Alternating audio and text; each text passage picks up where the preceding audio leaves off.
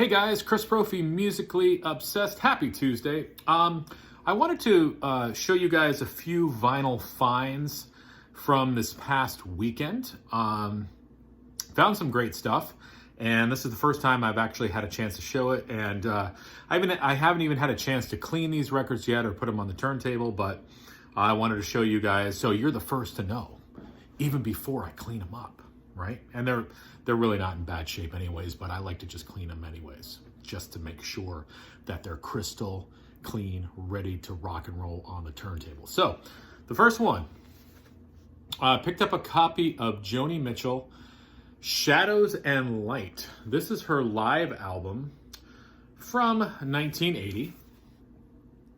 And big Joni Mitchell fan. This is an amazing album. You've got Jaco Pastorius on bass.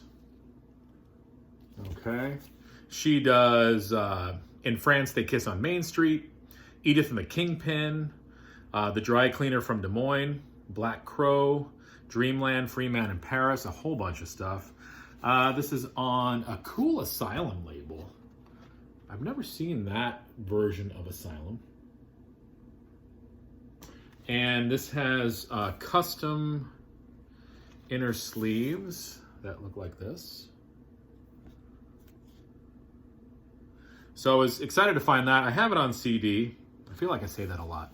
I have it on CD, but it's one of those albums that I felt like I needed to have on vinyl. So if you are into jazz, if you are into, just great folk melodies, and I mean, this goes beyond folk. This is when Joni Mitchell really was expanding her sound. I mean, she had already expanded her sound, but this is like further expansion, if you will. But she still has some of those folk elements, but it's more jazzy. And again, you have Jaco Pastorius on bass, so you can't go wrong. Live Joni Mitchell, Shadows and Light. Now, this next artist,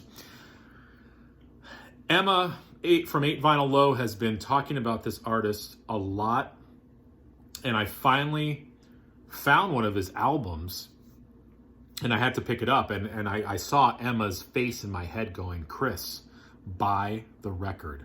So Emma, this is for you. My first Bert Jansch album, am I saying that correctly? This is his album, Lucky 13. Reading up on this came out in 1966. I want to say this was his first US release, and it compiled his first 2 UK albums. So hopefully I got that information correct. Emma cannot stop praising this singer-songwriter, so I respect her opinion.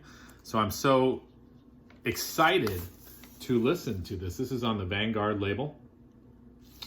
Again, 1966, Scottish folk artist Bert Jansch. I really don't know a lot about him. I just know that Emma really likes him, and like I said, I trust her opinion.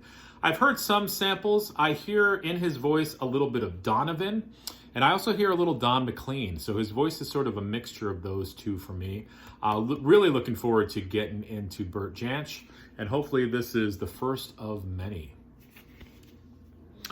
As always, I'm all over the place. I picked up this album by T.T. Quick called Medal of Honor.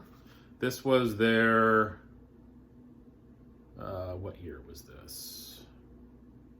I'll tell you guys in a second. It's on Megaforce and Island Records.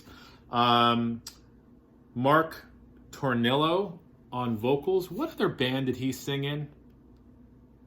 He was in this band, and then what other band did he get into? I can't remember.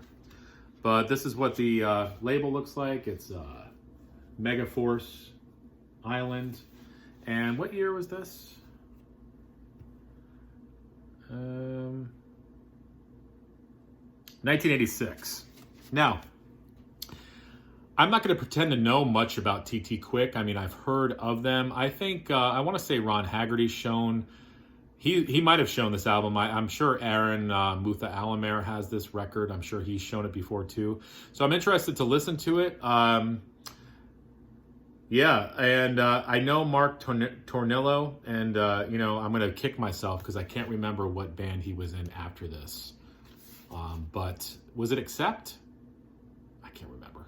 But TT Quick, really looking forward to spinning this 1986 hard rock heavy metal. Next, again, all over the place, right? I picked up this album. I've never seen this before. This is Mingus. It's called Me, Myself, and I. And this came out in 1979 on Atlantic. He does, side one is one song. It's called 3 Worlds of Drums. And side two is 3 songs. Devil Woman, Wednesday Night Prayer Meeting, and Carolyn Kiki Mingus.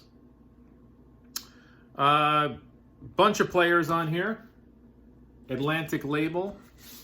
It's got a custom inner sleeve.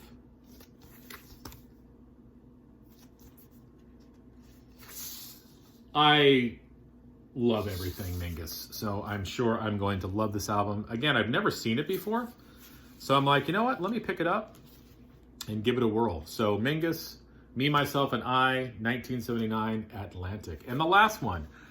This was a real blind buy for me, but as I was flipping through the records, I saw this cover.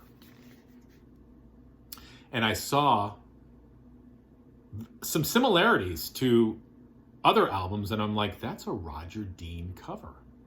I'm like, all right, so let me look at it. A band called Green Slade. I had never heard of Green Slade before. This is their album, Bedside Manners Are Extra. But I bought it because of the Roger Dean artwork. Because I'm like, listen, Roger Dean is not going to do artwork for a crappy band. At least I don't think. And then I open it up and saw these guys rocking out on the inside. And I'm like, yeah, we're going to listen to some of this. And I listened to a little bit online, I'm not going to lie, when I got home. And it's proggy. You know, this is on the Warner Brothers label. So I'm looking forward to really getting into this album. I heard definitely some prog elements in it. So if anybody knows anything about the band Green Slade, let me know. But I just love that cover, and that's what attracted me to this band. I think that happens to a lot of us. We see that cover, of course, and we're like, yeah, what is that? And when you see Roger Dean, you're like, yeah, I mean, you just buy it, right? So Green Slade, looking forward to getting into them as well. So that's what I picked up. And again, I've listened to a few little samples here and there of some of those albums, but I'm looking forward to cleaning those, getting those on the turntable, and adding them to the collection and spinning the heck out of them. So listen, enjoy the rest of your week. Adios.